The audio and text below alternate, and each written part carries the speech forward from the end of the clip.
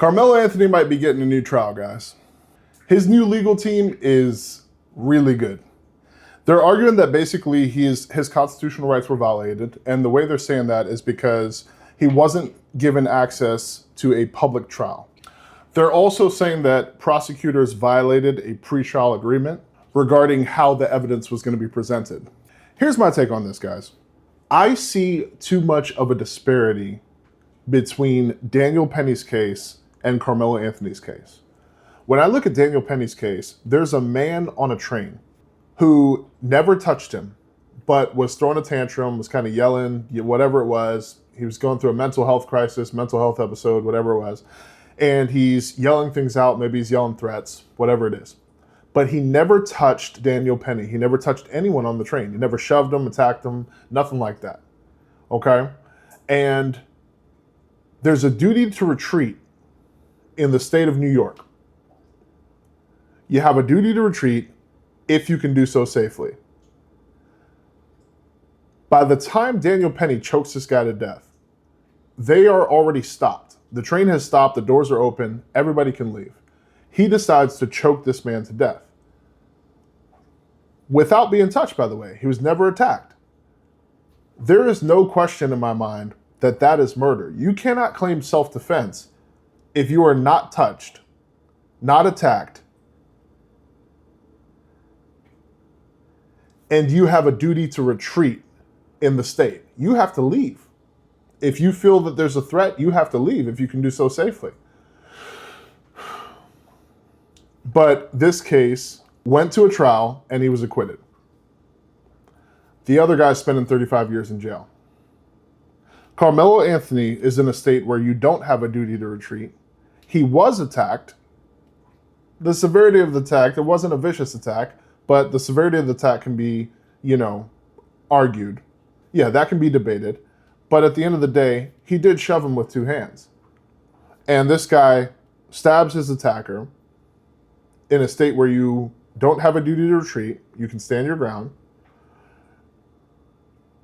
And he ends up getting convicted and gets 35 years in jail.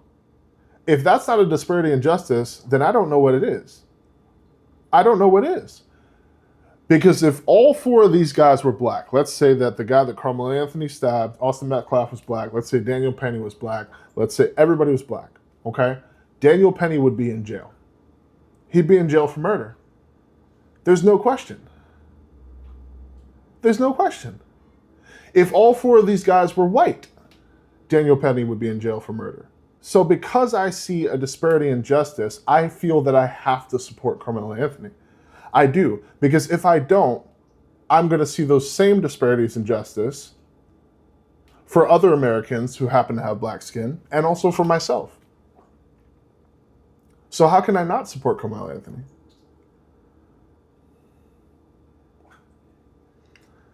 So the same people that are willing to condemn Karmelo Anthony's actions are not willing to condemn Daniel Penny's actions, which tells me that there is a clear problem, and it is specifically in regards to race.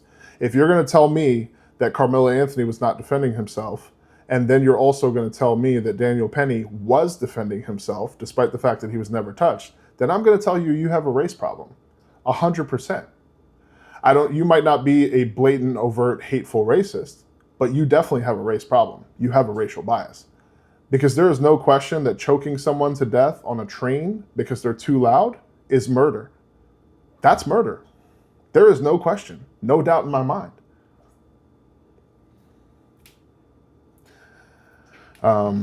So it's very interesting to me that people are still trying to defend the actions of Daniel Penny whilst condemning the actions of Karmelo Anthony.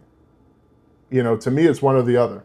Either you think that both cases were self-defense, or you think both cases were not self-defense. But you guys are still pretending that it's the opposite. So what am I supposed to do? Support you? Believe you? Think you're making sense? I can't do that. You need to condemn actions in both directions. Or you need to support actions in both directions. And if you don't, then you have a racial issue, and you are the source of all the chaos and the conflict that we see politically. You are. You're the reason.